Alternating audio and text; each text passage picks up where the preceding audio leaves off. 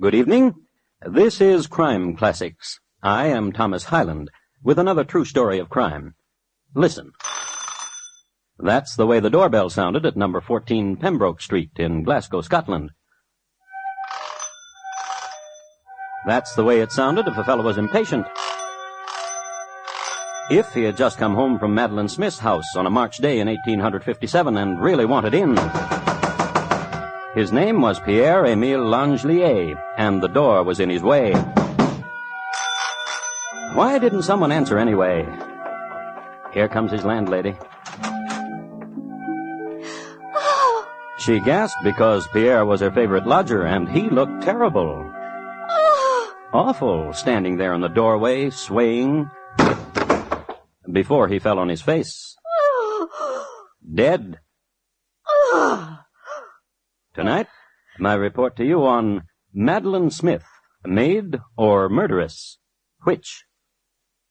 Crime Classics, a series of true crime stories from the records and newspapers of every land, from every time.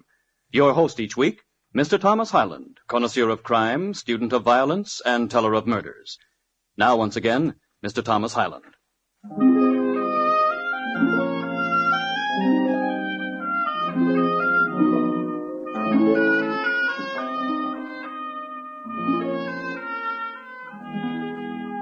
Even in the middle 1800s, Kelvin Grove Park was a place to be reckoned with in Glasgow, in the springtime particularly.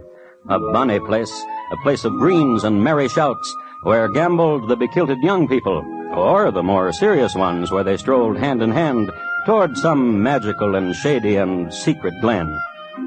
In a street which paralleled the park, Pembroke Street, there was a red brick house.